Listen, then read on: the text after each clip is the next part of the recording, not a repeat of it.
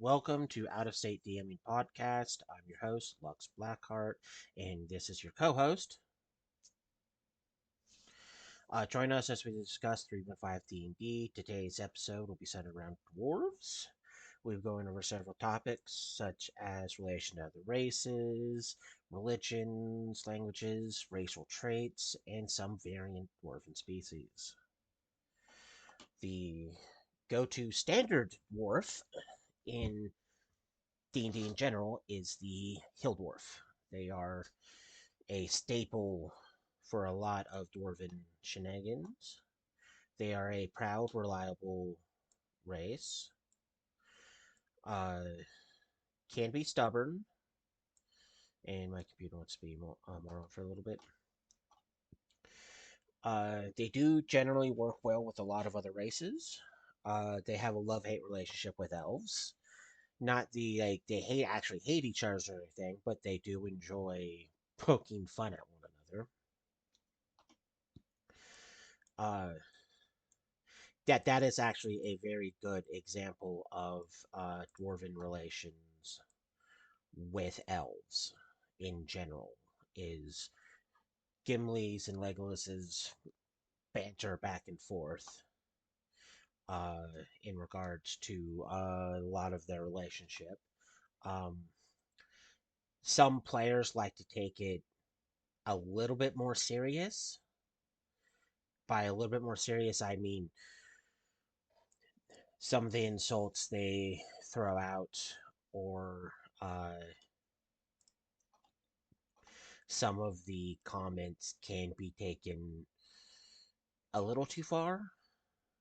And it's because people don't understand that just because two races have a love hate relationship doesn't mean it's all one side or the other. Because I've not only played in multiple campaigns, but ran campaigns where players playing dwarves would not stop insulting, harassing, and just belittling anyone of elven blood. It includes half elves.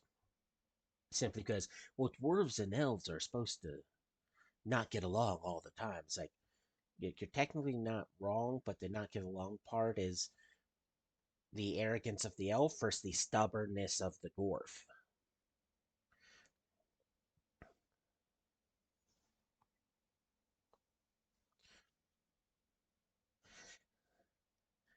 I mean, they don't live as long as elves, but they do have a decent lifespan.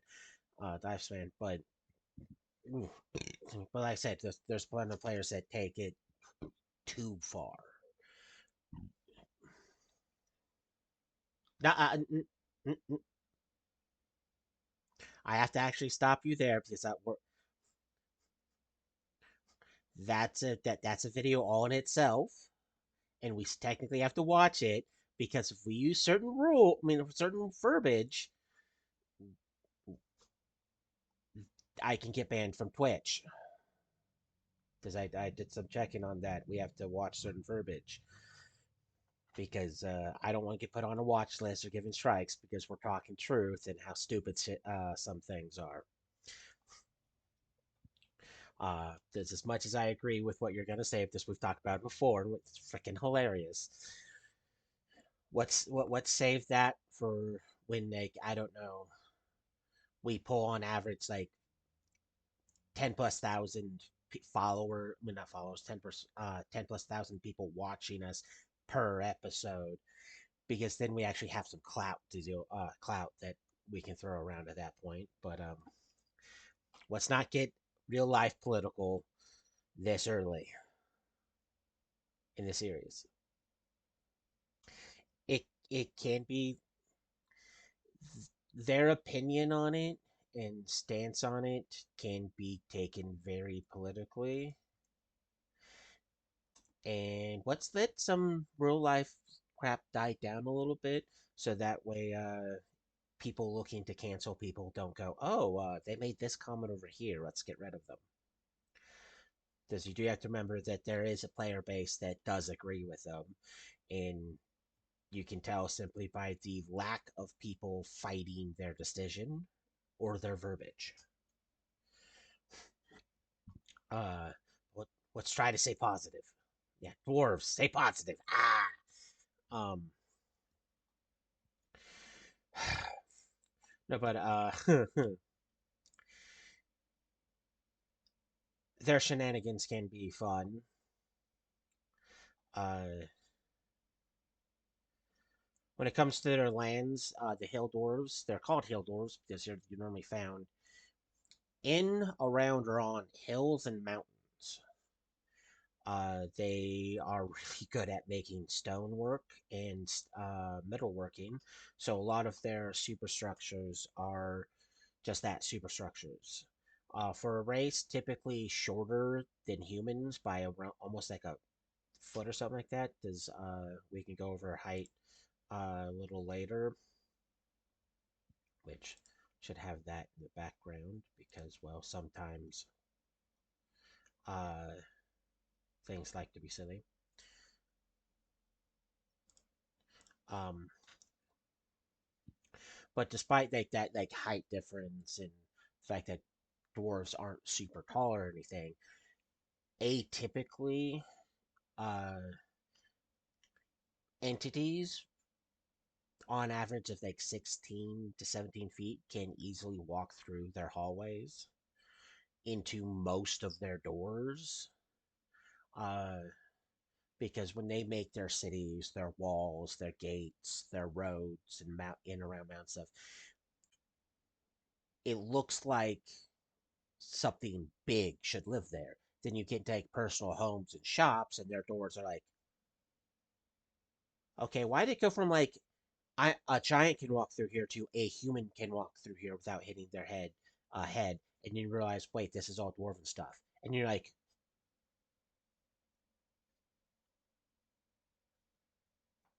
yeah, Lord of the Rings.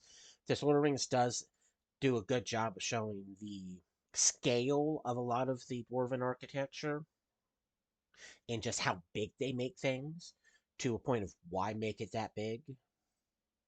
It's like you don't need it that big, but they do it anyways. Uh,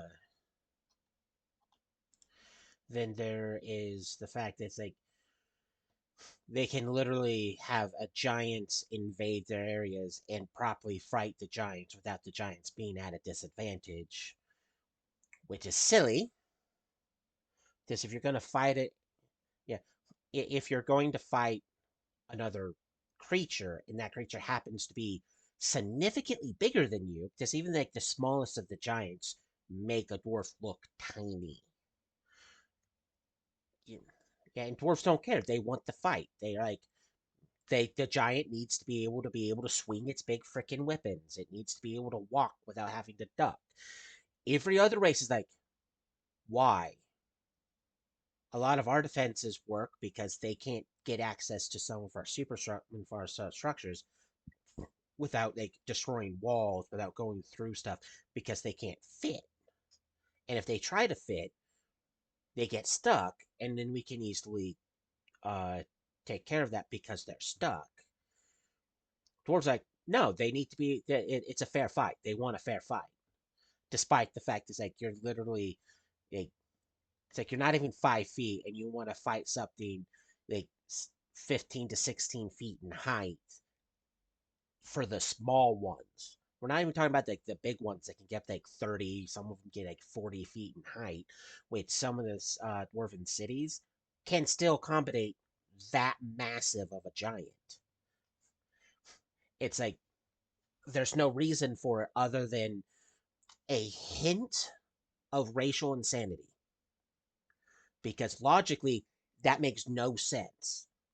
And for a race that gets a racial modifier to their defense for fighting those things, which means they have does its racial training. All all dwarves, unless stated otherwise in a stat block, get a dodge bonus of +4. Not one, not two, four versus giants. All giants. And it's because of their training as they grow up.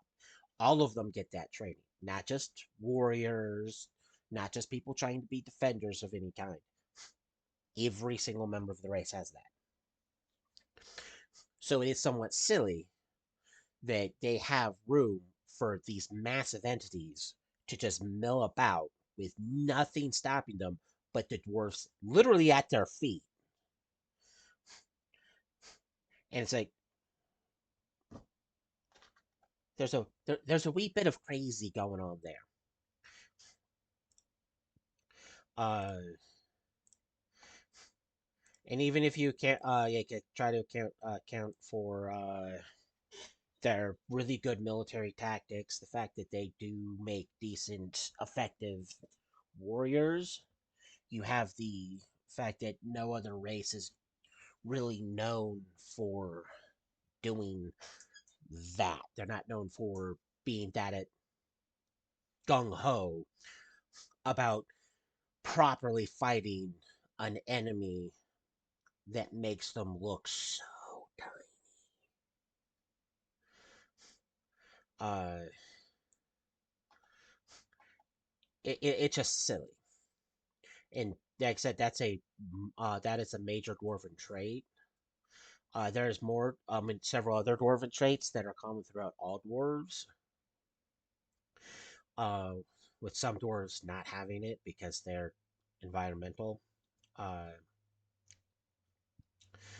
when it comes to their religion, unless your campaign is being set in certain realms, dwarves either go with every anyone that's inside the main pantheon of Greyhawk or Morden. Atypically, Morden. No, pretty much no matter what class you are, it's Morden. They're Yeah, it's like I said, unless you're playing in certain realms, the go-to is Morden because he's the dwarven god, which is somewhat funny. I have his avatar figure, and it is a large-sized figure. So like, his avatar makes dwarves look small, and he's not even the biggest avatar. Somewhere I have a avatar of Tiamat, which the figurine is significantly smaller than what it should be because it problems. But when you get into other realms, when you have either less detailed stuff about dwarves or more expanded stuff on dwarves, you can find more gods for them. Does like in like yeah, like Faerun and stuff. Faerun. There's just a lot of different, like even like Dragonlance. They actually expand upon the god dwarves, and so there's like, okay, here's like the core pantheon, and here's some few pantheons for each of these races. So it gets kind of like more detailed and expansive if you go with other realms. But if you're looking for something simple and not complicated, Morden. He's also sometimes worshipped by humans that live in or around dwarven regions because he's a good guy. He's a swell fella. So even though his big kick is dwarves, that diggy hole, uh, he doesn't shine away from having uh, non-dwarven followers.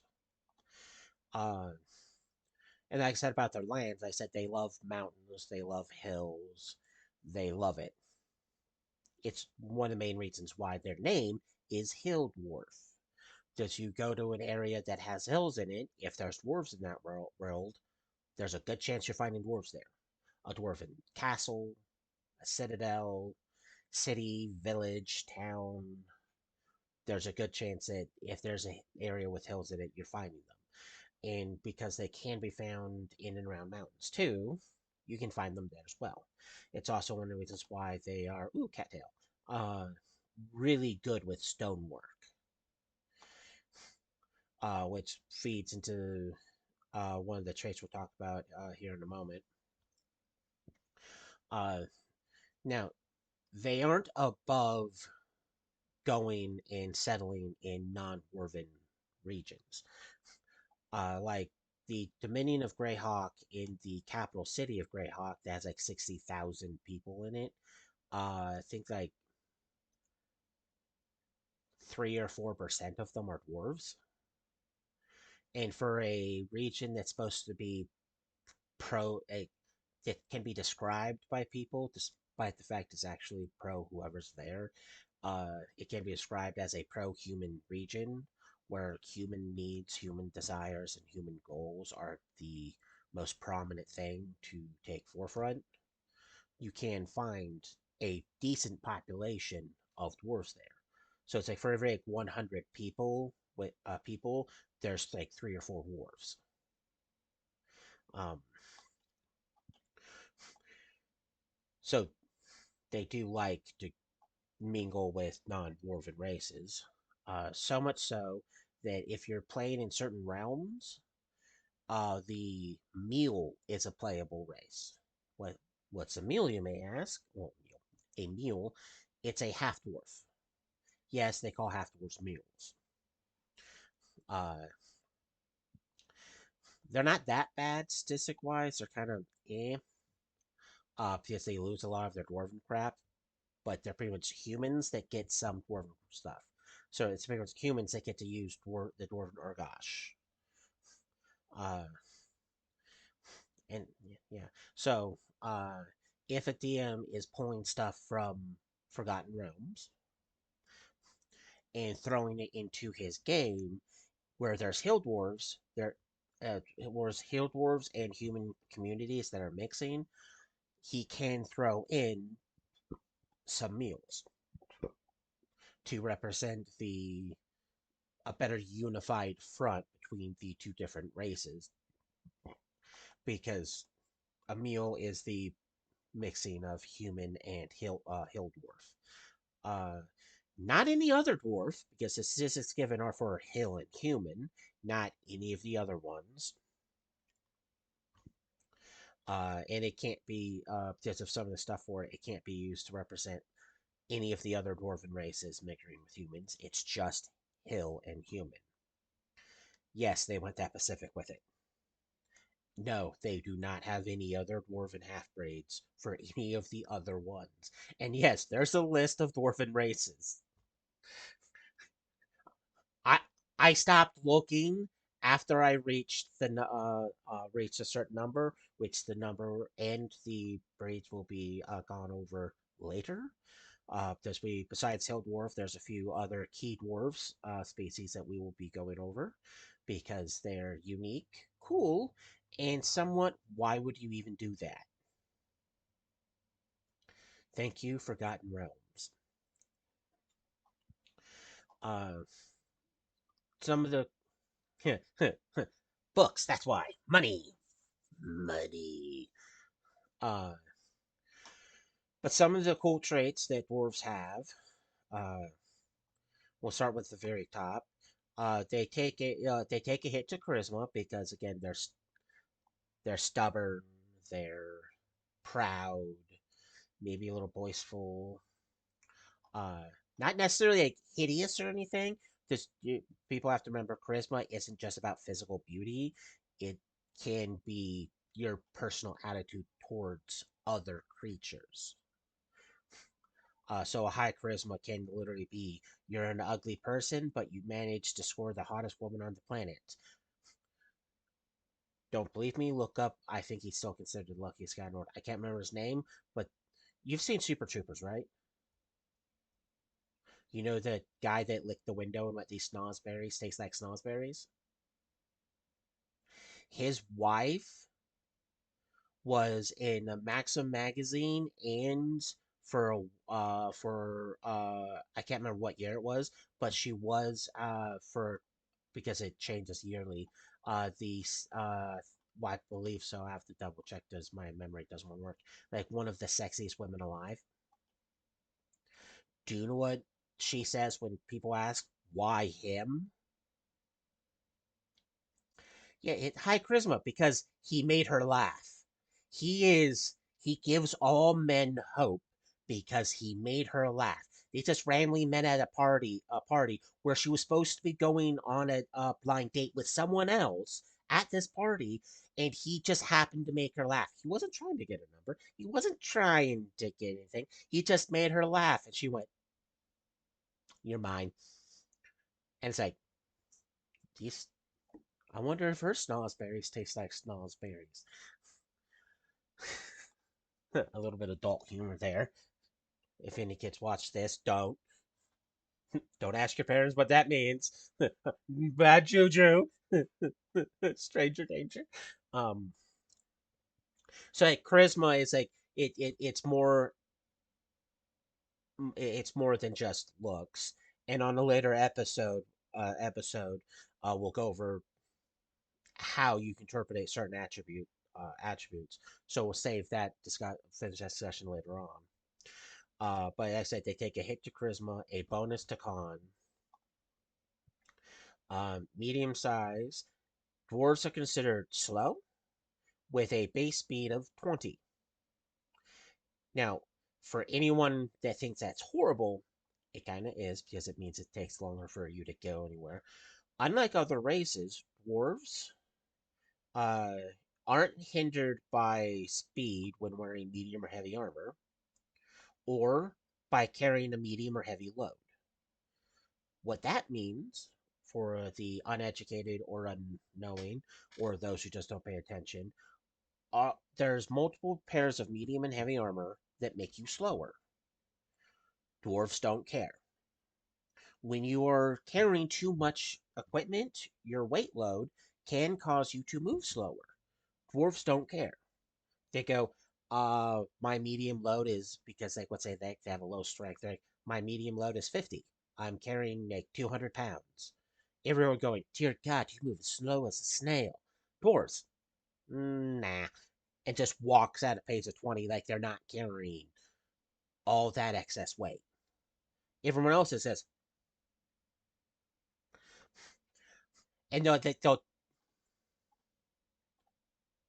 yeah, yeah.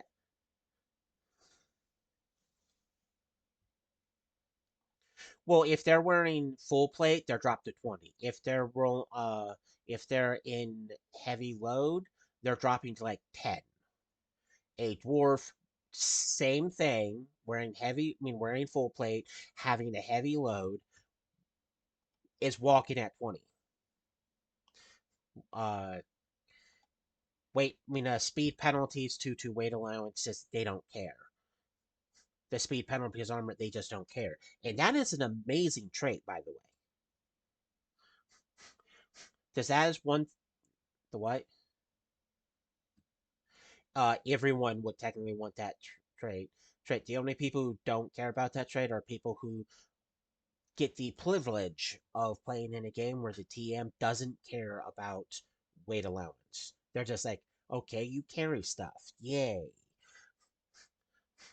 Uh,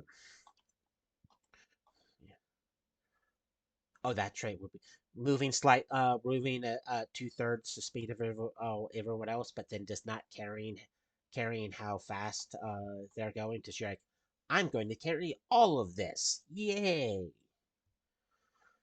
Uh, but moving on because that was funny. Uh, Dwarves do have a dark vision of 60 feet, which is decent. That's a typical dark vision, and you normally don't need any farther than that because if you're in a position where dark vision is needed, there's a good chance that 60 feet you're looking 60 feet away. It's like, oh, there's a wall like 30 feet that way. So it's like there's no need for you to go further because a lot of the obstacles while you're in a dungeon with no light or even in the Underdark, unless you're looking up, there's plenty of stuff that can easily get in your way to make 60 feet seem like an excess amount of dark vision. Even if you're out in the wilderness, things that you have to worry about seeing you are only going to approach where you're at night because of a light source you have. Or for some reason, you're making lots of noise.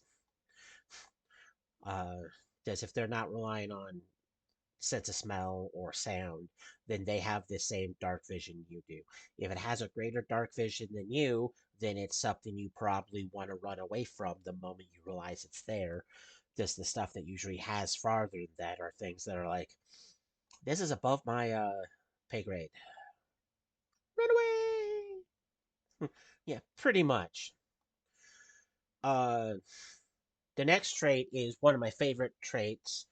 There's different forms of this trait, but this particular uh, trait is just awesome. It's called stone cutting. And like I said, there's different forms of it that alter the name somewhat, but they all have the same effect.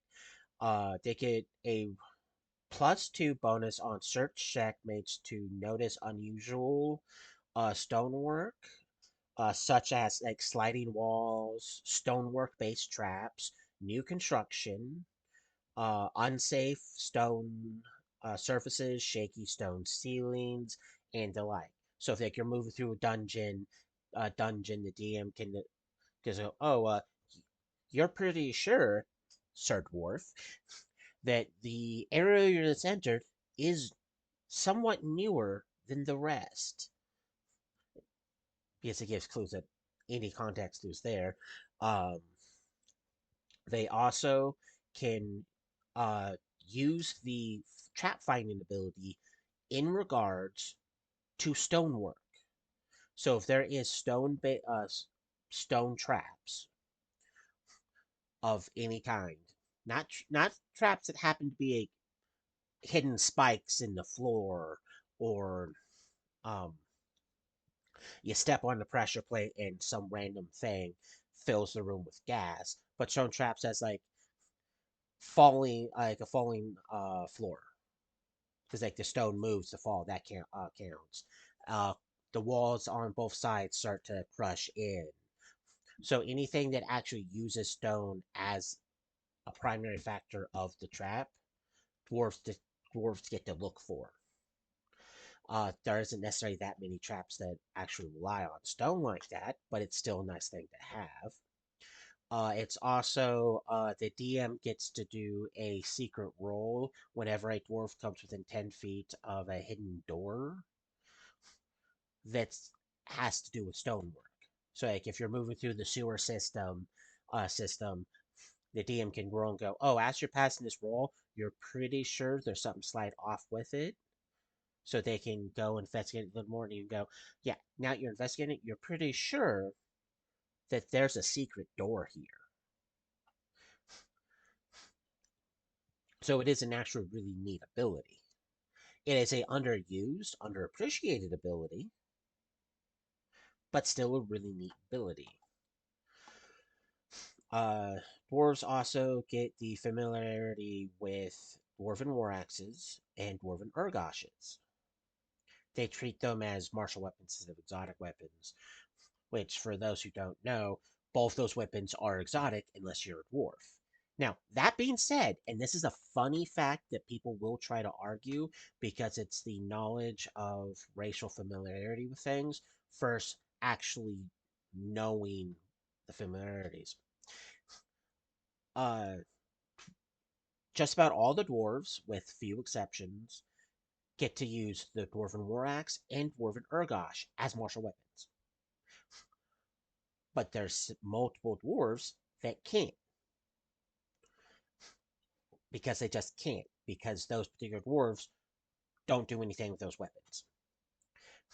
And to further put the whole all thing that people try to argue, there is a Dwarven Pacific book primarily meant for dwarves that has exotic weapons and armor in it.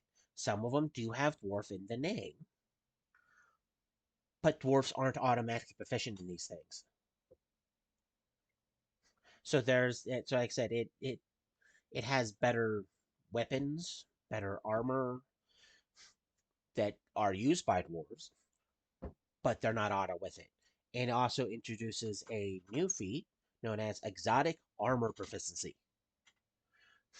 You still have to be able to be proficient with that level of it, light, medium, or heavy, but it's a new type of feat that they even have some shields. that the only reason anyone will try to argue, well, it's a dwarven book for dwarves, so dwarves should be auto proficient with it, would be they don't want to spend a feat to use that item, despite the fact that they don't. If you give me a moment, I should have the book right here. Uh,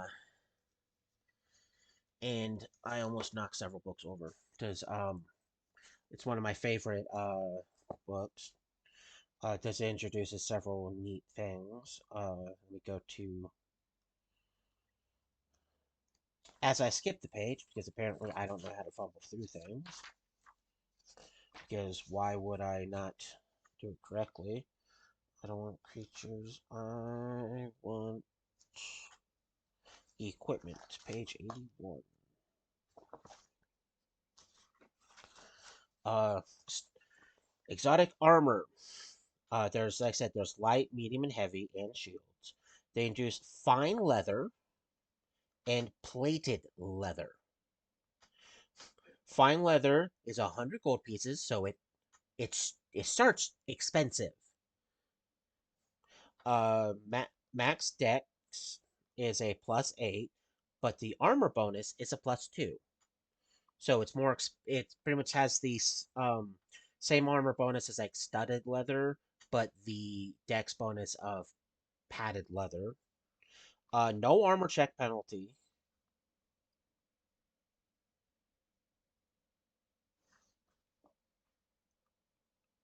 They're exotic to everybody. It's a if you don't take the feat, then it's exotic. And you take the you're pretty much treated as not being proficient with it if you don't have the exotic feat for it. So the skills that get affected by armor check penalties are expanded upon because you're treated as not being proficient with it. The best armor here is the heavy, and it's called Dwarven Plate. And like I said, just because it has dwarven name doesn't mean dwarves get it for free to use. This particular book goes, it's exotic for everyone. Everyone. It's not free for dwarves. This armor is 2,500 gold pieces. So a whole grand more expensive than full plate, but it is better than full plate. Weight 55 pounds. So it's slightly lighter than normal full plate. Uh, armor check penalty, it's a 6. Same as full plate. Max Dex is a +2. One better than full plate. Armor bonus, +10. So if you're not counting having any magic or anything else, if you have like a dex of at least 14, and you have this armor, you have a 22 deck. A 22 AC, which is really good. Uh, they have a shield that is almost as good as a tower shield, AC wise, without the drawback of uh, it weighing a metric ton. It's known as a mountain kite shield. It is 100 gold pieces, +3 to your defense, right there. So it's actually better than heavy, but one less than the tower shield. It only weighs 20 pounds, and it's pretty much if you don't want to carry around a wall, go for the mountain kite shield. Uh, So if you have the dwarven plate, the mountain kite shield, and an ace and a dexterity of at least 14, you'll have a 25 AC, not counting anything else, which is really good because it's simple as decent dex with two equipped pieces of equipment that aren't magical. But by the time you yeah, so it's pretty effective. Um, some of the dwarven weapons this introduced that again, not dwarves aren't automatically proficient with these. Uh, there's a spiked helm. It is literally a helmet with a spike on it. I was joking. It's I'm gonna headbutt you. There is the it. It's more of a. It's pretty much we're gonna give you a gore attack. That's pretty much what that is. There's a hooked axe, a battle hammer, a forked pick, a skull breaker pick, bone driver, bone darts for the bone driver, a dwarven charge breaker, which is something you use for versus people charging you. It's pretty much an anti-cavalry weapon. A double hammer and a stone sledge. You know how you have to be careful what weapons you choose because like once you get to a certain point, a weapon just off its weight seems unwieldy. A the double hammer is a 35-pound weapon.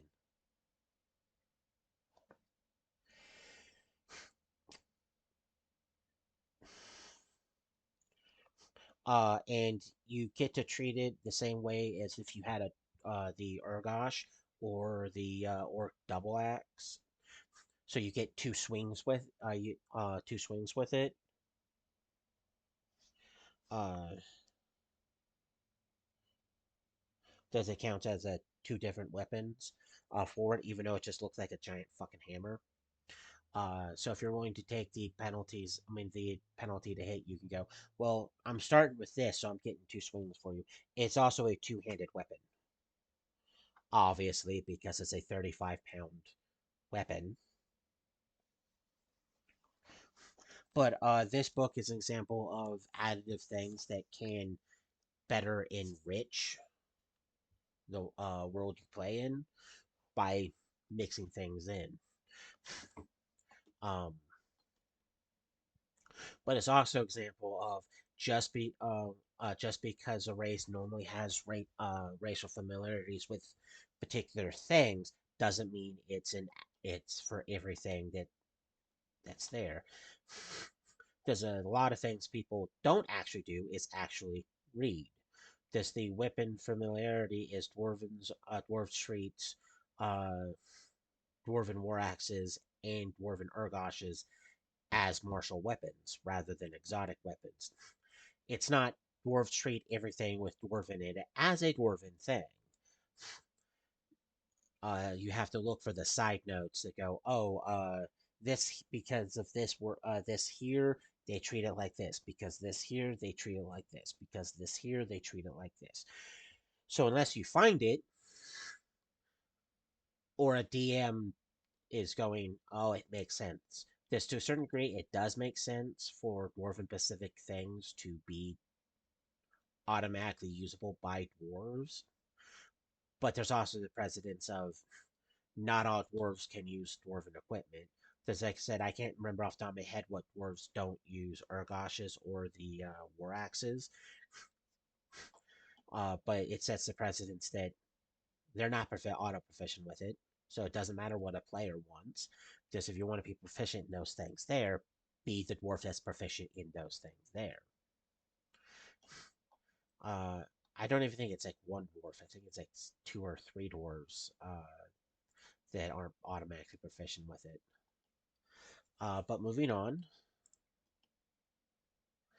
uh, the next trait that dwarves get is a really good one, and it only works while they're actually standing firmly on the ground.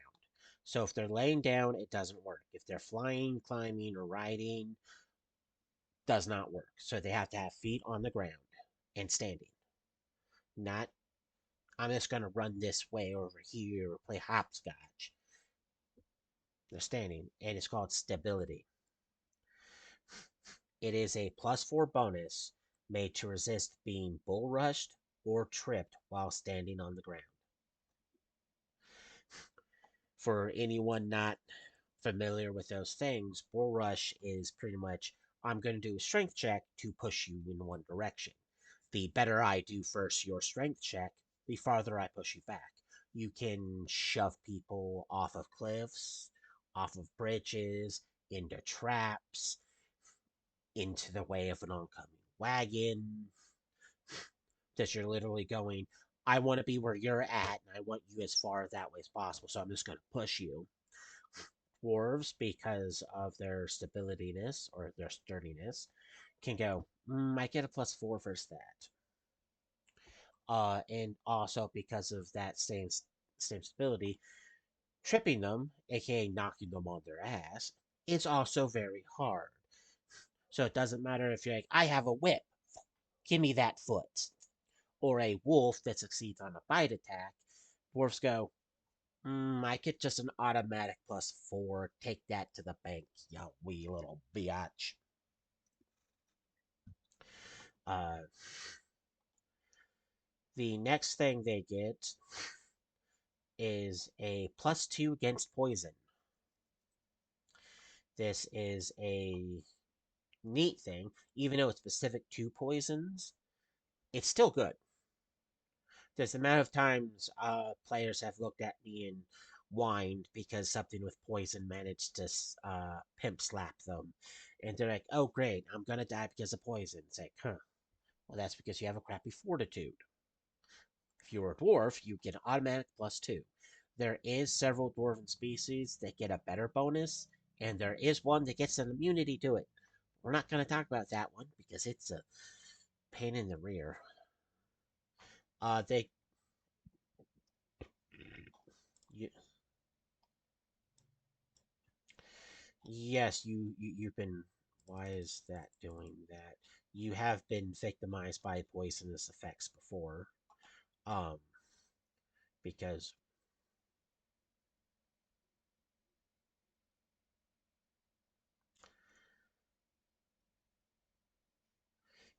yeah, I don't I don't cheat. Uh, Most poisons actually go after stats. It's when it's not going after stats, you have to go why. Like one where it's like, oh, you're nauseated for a little bit. That's a lot better than going after stats because it's a condition that you've been given. But then there's other ones that flat up. Yeah, you're unconscious now. I hope you like making new characters because this monster's going to enjoy taking its time with you now as it goes nom nom all over you. I'm gonna take a drink of water after that. Getting thirsty.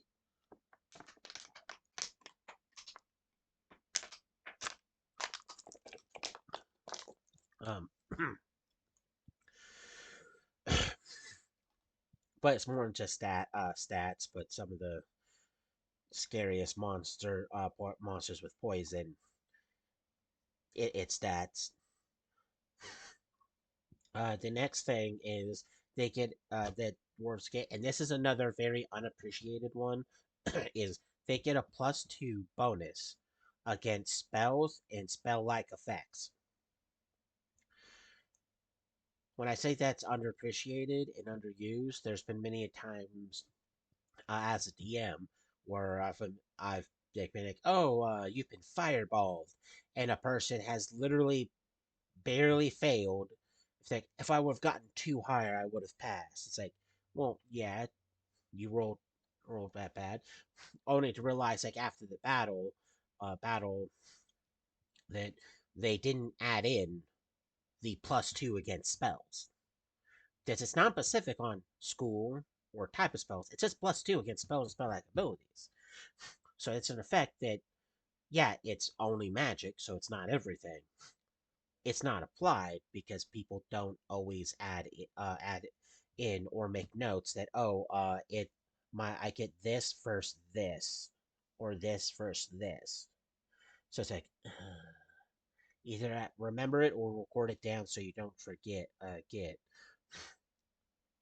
But that's an ability that gets overlooked a lot by a lot of people because it's not a every thing bonus. It's a magic only bonus, which is pretty freaking important. Not gonna lie. The next thing they get is a +1 racial bonus on attacks against any type of orc, including half orc, and all goblinoids.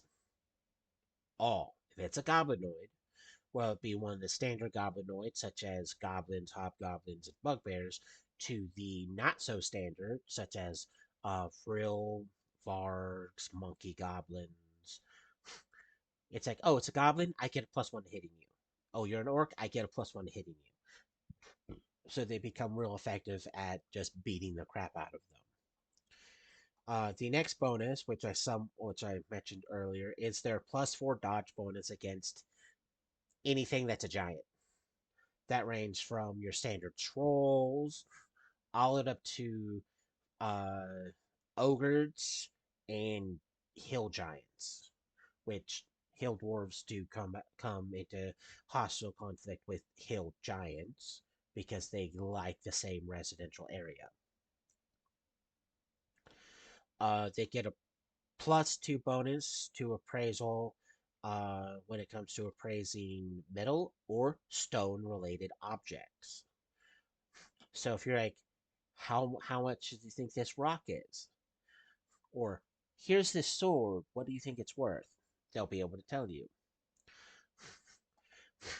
They also get a +2 bonus on crafting when it's related to stone or metalworking, which also implies why they are able to make some of the best weapons and armor, because they do love metal armor and they do love their big weapons, and that's their go-to to why they're better than a lot of our races is because they just get that straight +2. Uh, they can speak a bundle of random languages. Favorite class is fighter, by the way. One moment. My phone is making noise.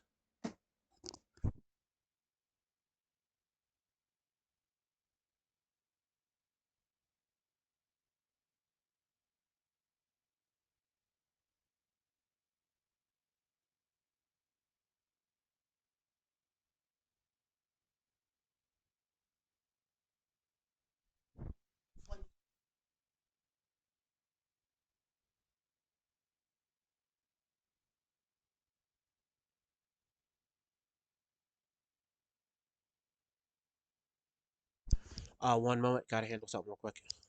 Well, where they're going, I'm worried that I won't be able to get anything to eat and drink. Going to the brewery in downtown Prineville.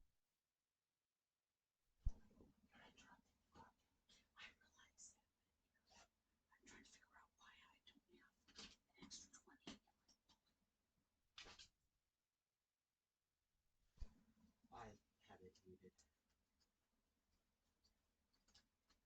How's your podcast going? Oh, well, right now. Just when you get back, just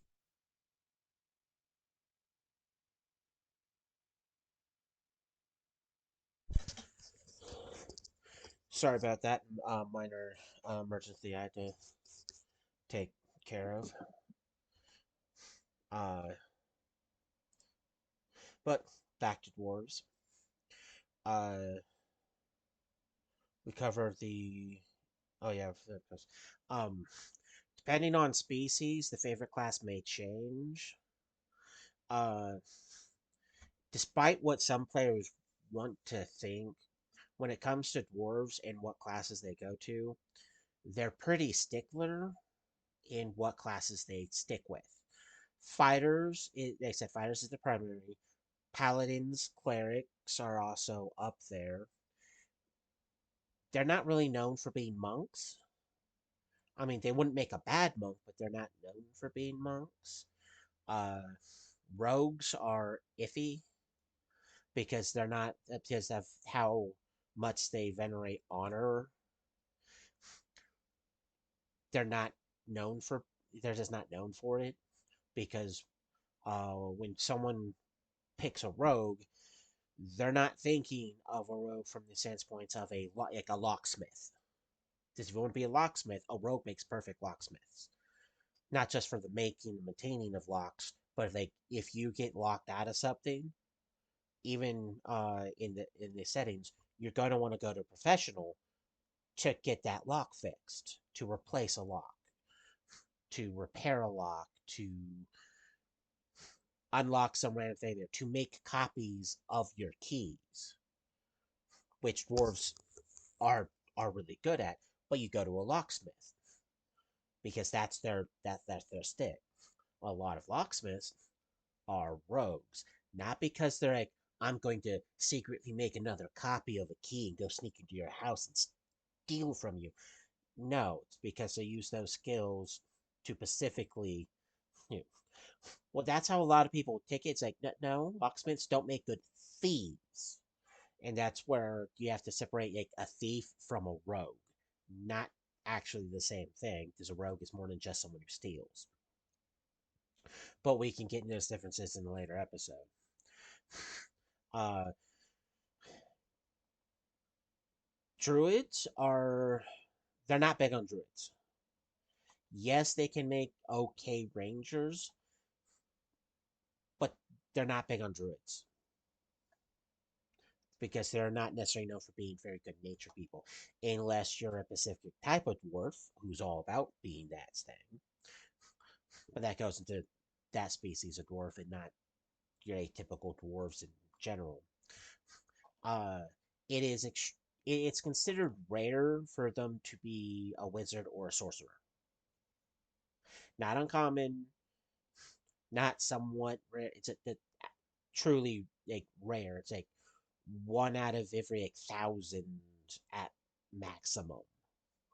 Because they just when it comes to magic, they'd rather be a cleric or a paladin because religion, well, divinity is they venerate that a lot more than arcane prowess. Uh, it's like it's not even it's around. Yeah, I would say it's uncommon for them to even be bards, and that's mainly because it's rare for a society not to have bards of any caliber or type. So there is dwarven bards a lot more, like significantly a lot more than there would be wizards or sorcerers or even like druids,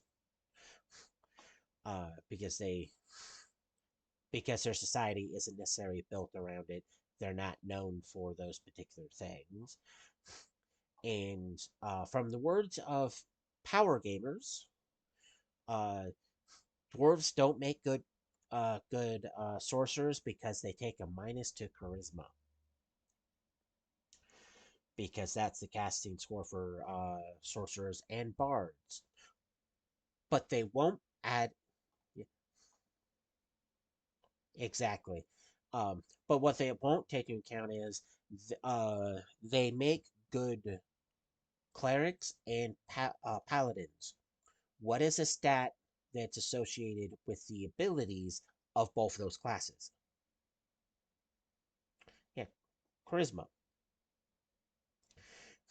Yeah. Well, wisdom is for their casting prowess, as in what level spells they can cast, how high of the DCs are they, what bonus spells do they have. But charisma is the key attribute for the turn undead ability. The higher your charisma, the better you are at turning undead. While paladins rely on charisma for their lay on hands and a lot of their other random inspiration aura things relies on their charisma to be high to actually be more effective. So people will go, oh, they don't make good sorcerers because of that hit there, while completely totally ignoring that they make good paladins and clerics despite having that same hindrance to several of the things that are highly known for those classes. Uh, but despite that, they are still really good, sturdy characters. I've known lots of people to play them simply because they wanted a better con. I'm not even kidding. They don't play it because they like their culture. They didn't play it because they like free access to certain weapons. They go, I want to have as high as con as possible. This race has a +2 con. I'm taking it, which is not necessarily a good reason to play a race, but it's technically a lot better than some of the reasons why people would avoid playing it. Because if you like playing a cleric or you like playing a paladin and you're looking at the stat adjustments to why you're uh, picking one class over another, you're technically not wrong in the point of wanting to be good at what that class has to offer. But at the same time, don't ignore a race simply because of one little thing. Especially if you're playing in the campaign where the DM announces there's going to be a lot of a certain creature type. Because if it's like, oh, there's going to be a high majority of giants in here, you're going to want to play pick a race that's going to be have a higher survivability, even though that can count as power gaming, because you're picking something that specifically has a +4 racial bonus to AC simply because, like, oh, I'm a dwarf, you're a giant. It's technically smart. Uh, but then it also gets into some of the stuff with some of the other dwarven races. The first one we're going to go over with in some of its details and what it gets is one I've somewhat fallen in love with because it's hilarious. Is the Arctic dwarf. Yes, I said it. Arctic dwarf. They are smaller and lighter than a traditional dwarf. Their max height for dwarven male is 3'4". Yes, Scott, I said 3'4" because they're hobbit sized. Their unmodified weight, as in the base weight before you do the modification math, is 50 pounds. So they are heavier than a halfling, but extremely light compared to a standard dwarf.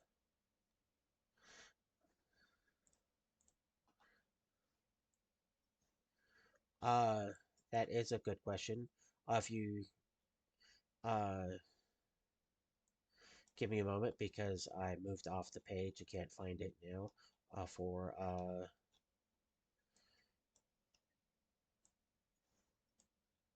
something, I can pretty much go over the actual difference. Oh, I thought it was on that page. Uh, just to put in reference on how much smaller they are than a normal dwarf. A The minimum height for a normal dwarf is 3'11". Excuse me, not 3'4". So the maximum height of an Arctic dwarf is 5 inches shorter than the minimum height for a hill dwarf. Again, minimum height. The base weight for unmodified weight for hill dwarf is 130 pounds versus the 50 pounds. And the height adjustment is still 2 die 4 because it's random for your height. You take whatever you get there. For hill dwarves, it's that number times 2 die 6. But for Arctic dwarf, it's whatever you got times a die 4. Which means that even their maximum weight is nowhere close to the minimum weight of a normal dwarf. Uh, Unlike a normal dwarf, Arctic dwarves have a +2 level adjustment, meaning unless the campaign's starting out at least third it, level, you can't be it because of that level adjustment. We'll be going over that in a moment. Another thing that puts them different is they're not clan based. While like normal dwarves, it's here's my clan name. I do all this of a clan. Here's my clan. Yeah. Arctic dwarves are more about the individual, even though they still have like family names and things. It's not like, oh, here's this huge clan because we're part of this huge clan. It's like, I live next door to my mom and dad. Across town is my little brother. Wow, they ignore words like, I live with my clan. Clan. So they are more about the individual honor, the individual earning, and if you mess up and look bad, you look bad, not your clan. Uh, some of the stuff they get, does unless it's noted differently, they get a lot of the same stuff dwarves get, with the exception of, like I said, unless it's noted differently.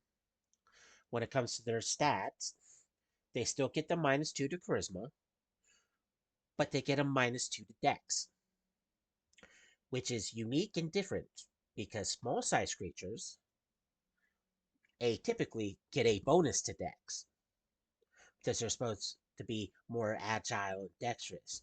Arctic dwarfs aren't agile at all.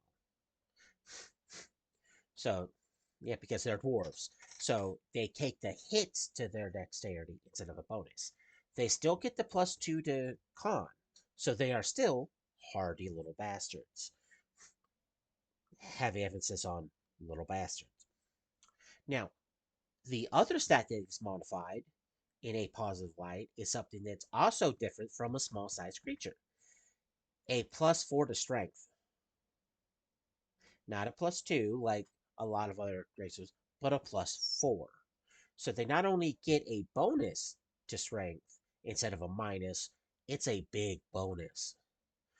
So if you're willing to play a character that has a lower than average dexterity and still not being very charismatic, you can come in being a little beat stick because that big strength bonus and that con bonus means you can dish it better than you can take it, but you can take it better than most people. They are still small sized, which gives them a +1 on all attack rolls and AC rolls, with additional +4 on high checks. So you can say that they're easier to duck out of sight than other dwarves. They are immune to cold, not resistance, not bonus, immune.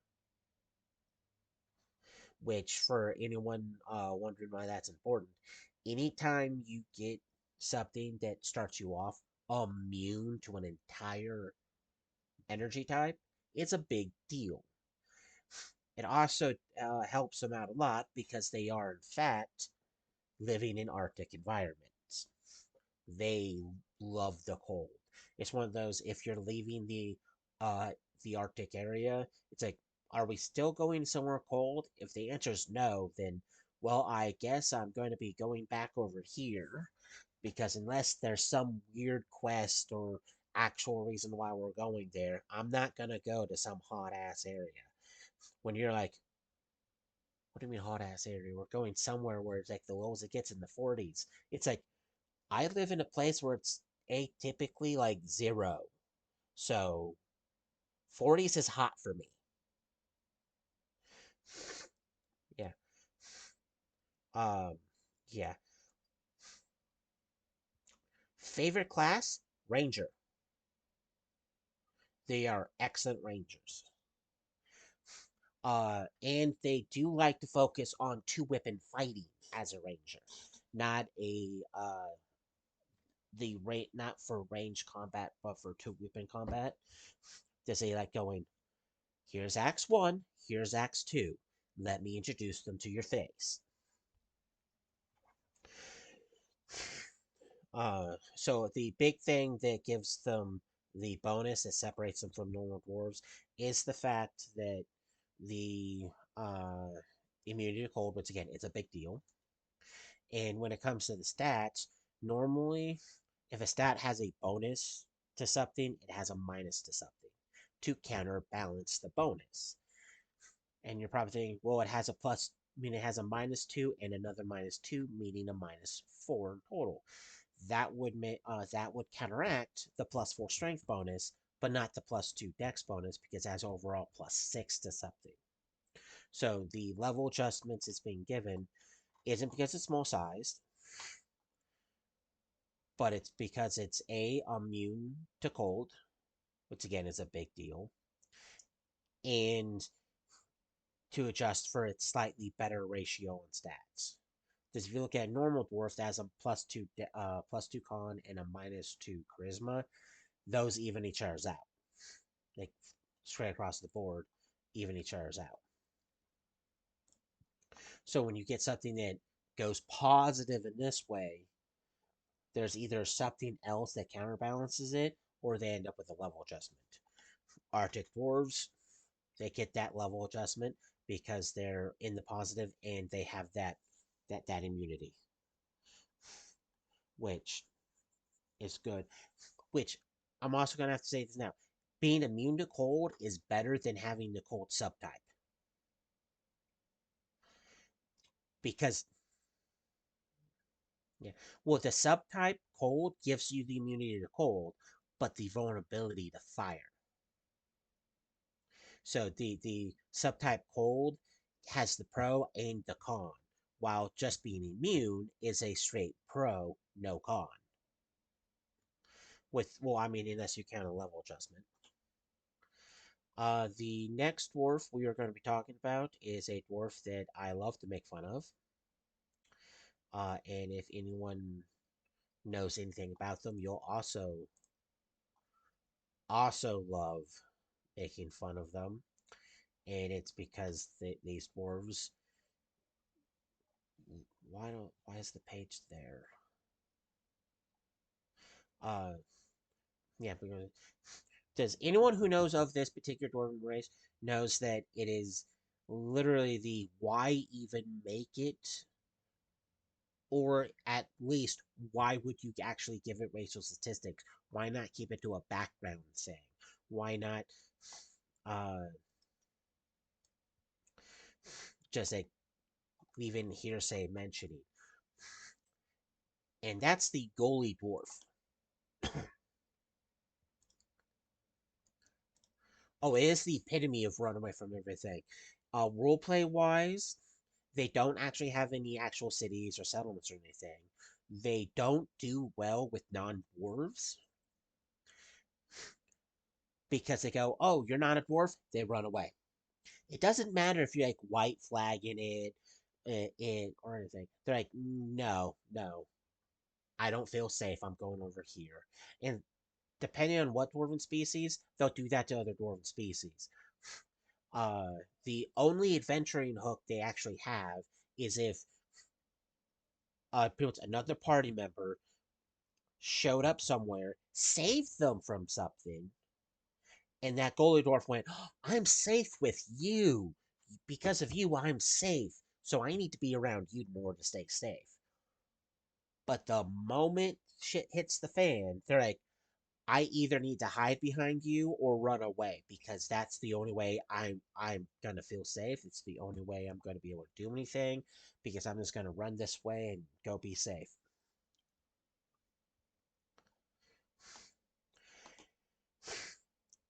Yeah, and it's like because it's like literally that's what they're exposed to do. So if you're not doing it, if you're not like hiding behind other party members, running from combat, avoiding dealing with other things, it's like they're the epitome of antisocial. They're only social with other goalie dwarves. They're only like seem confident and stuff with other goalie dwarves. But the moment you throw something that's not a goalie dwarf in there, they're like, I'm gonna go hide now. Um. Oh God. Yeah, that they're stupid. Yeah, they are stupid. They're a if you don't want if you're like I don't want to play a character with a high intelligence or a high charisma, so you put like like you said, you put like your 10, what's like an 11, 10 intelligence, like 11 into wisdom. You're like, I want to play a unique race that has unique roleplay aspects to it. I'm going to play a dwarf. Well, your intelligence just dropped to a 6, which means you're not getting any skill points, basically.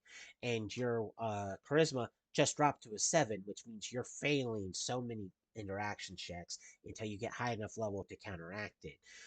Because they get a -4 to both those. I wish they didn't. Yeah, yeah, because your entire thing is running away. They do get a +2 to Dex and a +2 to Constitution, which do not at all counteract those negatives. It's a not worth playing. If both of those were like a +4, then it'll probably be like even out a little bit because like I can have a better chance of escaping because I have a better Dex and a higher con, but they're only +2s, which is still good, just not necessarily good enough. Another thing that helps them survive is they are small sized, so they are another small sized dwarf. So right there, AC bonus. Baseline speed 20, which makes it hard to run. They do get a, because of their survival instinct ability, a +2 to hide, move silently, and survival checks. So on top of being small sized and having a +2 dex, they would have a average +3 move silently and a +7 hide checks, not counting ranks or a higher dexterity. So just off the get go, they're pretty good at not being heard or seen. They still get the hard equality with hard equality, which gives them +2 first poisons, but they also get that same +2 against diseases. So they technically have a 1 up on other dwarves. Does atypically dwarves only have a bonus of +2 against poison, not poison and disease. Uh, yeah, but yeah, it's a good luck having to actually do those just in running. Uh, on top of running, they have the pitiable, which whenever they do a diplomacy check to convince an enemy not to harm them. So it's not just a generic bonus to their diplomacy. Yeah, you got yourself trapped in this room. Now you're stuck in it. Come here. Coco is being a Fruit Loop. Come lay down. Lay down. Um, no, sit. Lay down. Lay down. I don't care, Mom, that's leaving. Um, but I said it's not against all diplomacy. It's just against convincing an enemy not to harm you. They get a +4 on it. Diplomacy is a charisma score, by the way. So, yeah, they get a negative.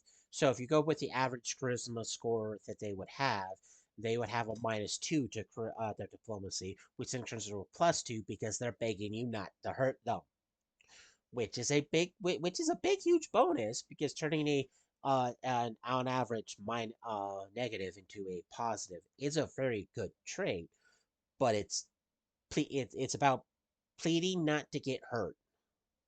You're begging, pleading, doing anything you can to not get hurt.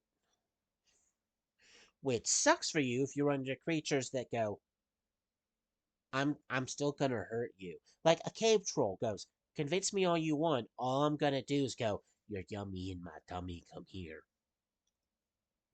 So you have to hope that it's a creature that will actually listen to your pleads for mercy and then actually give you mercy. Uh we're I just realized we got a hello from a viewer. Hello, viewer. Sorry for the late notice. Uh, Thank you for enjoying our TED Talk. Hopefully you're enjoying it and how we're making fun of one of the worst dwarfs ever. Uh, yeah. The next trait they get, and this is a horrible trait too. is cowardly. Whenever anything uses an intimidation check against them or a fear effect, any fear effect that includes a spell fear or class features that involve scaring or intimidating or like frightful presence, they get a -4, which is a huge, huge. But it's one thing to go, oh, they get like a -1 or a -2. People are gonna go, ooh, that hurts. But a -4 is like, why? Why? It hurts. Why? Uh, because that counts as a type of fear effect, they suffer a -4 to the die roll, so it's easier to kill them with Phantasmal Killer because it's like, oh, that's a fear effect. I get a -4. The rest of the party going, we might actually what? Oh dear God, we're gonna lose our goalie dwarf. At least he made it this far. Uh, hmm. uh, they get no bonus languages. They only get common and goalie talk, which is a unique language, by the way. That not everyone gets to know goalie talk. Rogue is humans are eligible to learn it because it's a regional language. So humans of that region of where they can be found can take it as a bonus language, but it's one of those why? It's a stupid language. Like it's only a spoken from what I remember when the last time I read it, it's a spoken only language. So there's no reading or writing it. It's a spoken language. Which goes into show just how stupid goalie dwarves are. Okay, I gotta read this comment real quick.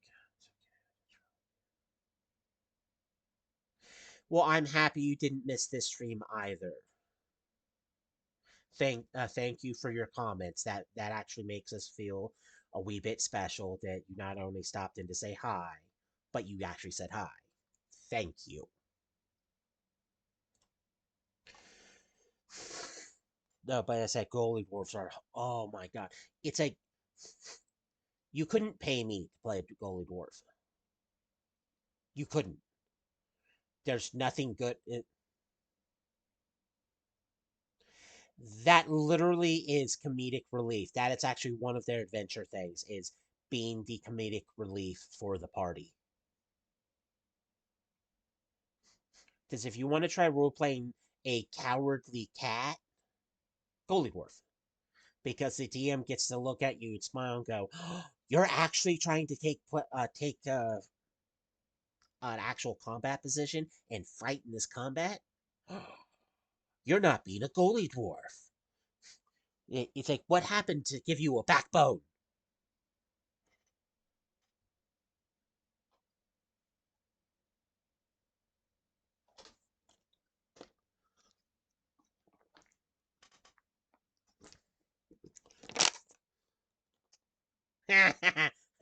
And Shaggy. Yes, yes, they are. They are big goalie dwarves. Ah, oh God, they are horrible, horrible. Uh,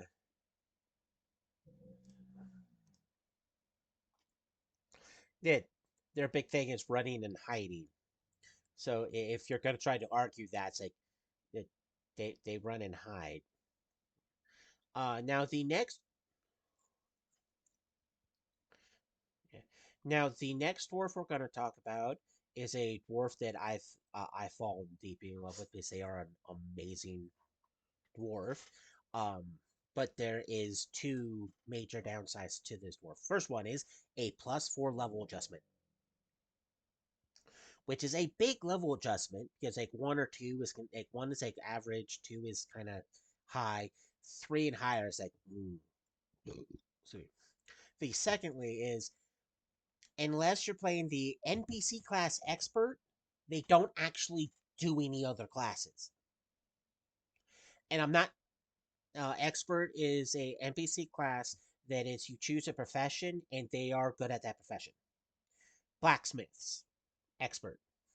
Uh, Trail guides, experts. Barristers, which are lawyers. Technically, you can say poets. Any any of the occupations where being a professional is key, they work well into. They do not make good combatants at all. They get a low amount of hit points. Um, they can use only simple weapons and light armor. So, unless you're playing a class that gives them, they're not, well, unless you cross class into another class, you're not really getting anything other than picking 10 skills that correspond to the occupation you're going for. So if you pick an occupation, the 10 skills have to correspond with that occupation. Otherwise, you're not being that occupation. So if you're trying to be a field guide, you need to make sure all 10 of those skills are something a field guide would happen to have. If you're going blacksmith, same thing. If you're going for a sage, same thing. And you kind of have to stay with inside that lane. And even though they are known for cross classing into uh, fighters or cross classing into clerics, which is the only two classes they cross class into, even then, it's uncommon for them to do it because the expert slash cleric, expert slash fighter, those are just the common ones. Everything else is like why. They have no history of having to actually defend their homes. And that's unique for any race because they have no beef with anyone. And no one has beef with them. And it doesn't really go into fully actually explain why, other than the fact that this race does not butt heads with anyone else. They don't have long lasting feuds with giants or goblinoids and orcs. They don't hate or have feuds with any of their neighboring races. They don't even have the love hate relationship with elves because they're just okay. Yeah, I'm an expert. I'm gonna do my thing. My thing. I hope you have a lovely day. Lovely day because you deserve to have a lovely day because they are a nice freaking breed of dwarves. And we just got another comment. Technically, they can go fit well in just about any party because they, yeah. But the fact that they are meant to be a background character. So if you're like, we're gonna go in this dungeon, it's like I don't care. Why would I go in the dungeon? We're gonna go to this castle. Unless I'm going to study the architecture because I'm an expert in architecture or an archaeologist, why are we? It's like I'm not a historian. Why am I going to the castle? So they are very much the I'm going to be in the background. I'm going to need some actual reason to go there other than we're adventurers. Let's go. Uh, but they are still they get along with pretty much everyone. So unless a race shows up and starts beef, they don't have beef. Their beef, the beef that orcs and elves, goblinoids have with dwarves does extend to them, but the dwarven animosity does not exist within them themselves. So like one walks into a room, if there's goblinoids there, the goblinoids are going to have problems because it's a dwarf. But once they go, oh, you're not a, what type of dwarf are you? They're going to seem confused. This dwarf is going to be like, what's up, man? How you doing? Instead of, oh my god, here's my axe. I hope you like my question. Gotta be cheesy sometimes. Uh, yeah. They walk in a room full of elves, and the elves will go. They start to go, oh, it's a dwarf. What type of dwarf is this? They'll start with that. Like, it's a smelly drunk dwarf. Turns into I'm still gonna say you're a smelly dwarf because you probably haven't bathed in a while because you've been so engrossed in your work. But you're not even insulting me back. You're not.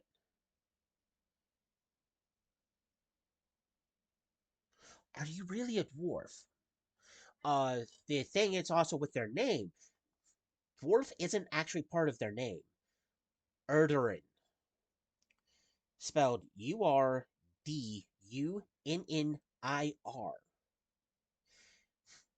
So the yeah, Urdunnir. Yeah. So you don't even go, oh, you're this dwarf, that dwarf, blah blah blah dwarf. It's just Urdanor. Urdanor? Yeah, Ordinary. Yeah. Uh, I do kind of state that they can be mistaken for Grey Dwarves because they kind of have that complexion. But those who know know. I just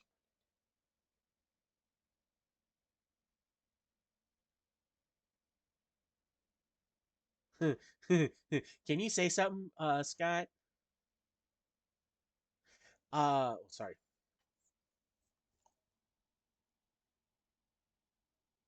Scott's not from the history books.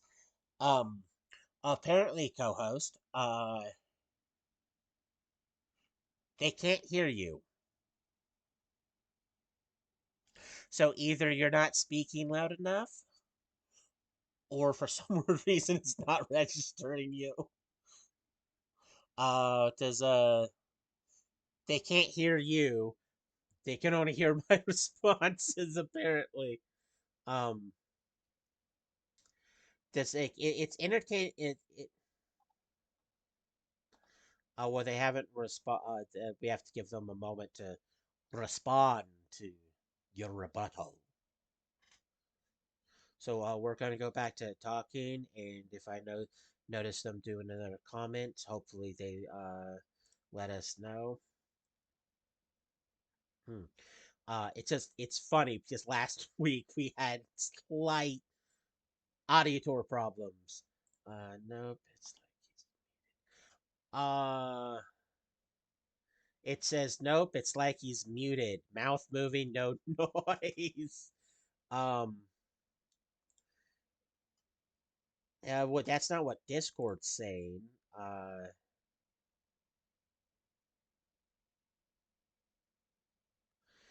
it it might. Uh,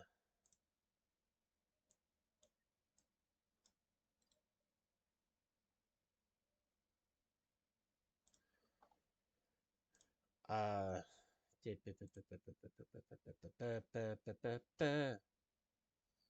I'm not using desktop audio because I'm using a headset to speak, and I don't know why that's there. Go and close that.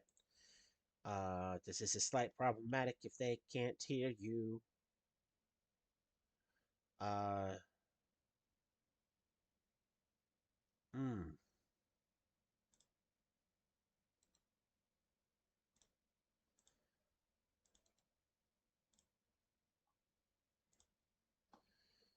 Okay, that is weird.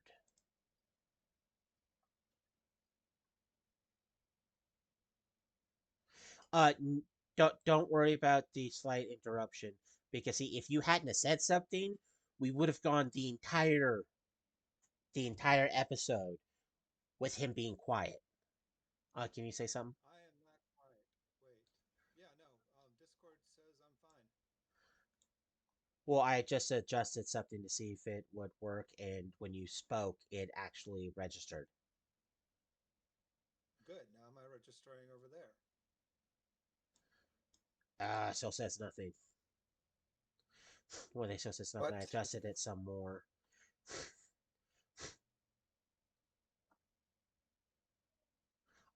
Oh, keep speaking. One, two, three. Check, I check, check. fixed it! There went nothing. OP, wait, how? Well, now he is hurt. One, You are hurt. yes, Oh dear God. Um, we've been recording for over an hour, and nobody's heard a thing I've and said. that there's a very good chance that there's about an hour of audio of this with no one knowing that you're saying anything. They're like, we can see he's talking. We can tell he's talking. But what does he say? Context I have clues. no He's idea. responding. And oh God. Shaggy and Scooby are gully dwarves.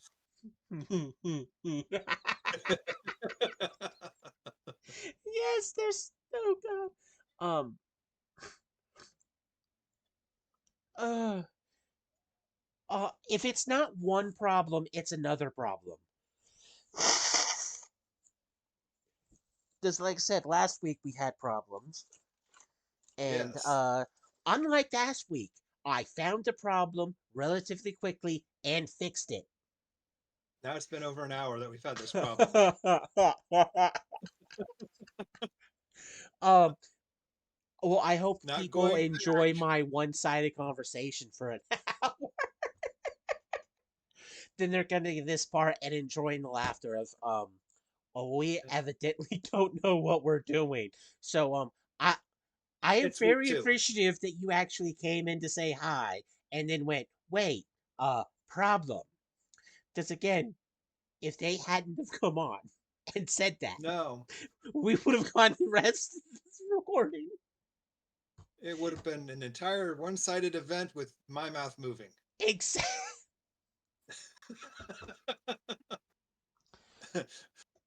Bad host. What do you mean bad host? I had no idea that Bad that was that host. right there. You're Oh supposed to know God. all you. That means there's a slight chance that there's a portion of last week's episode where you're gone mute. Could be. Could be.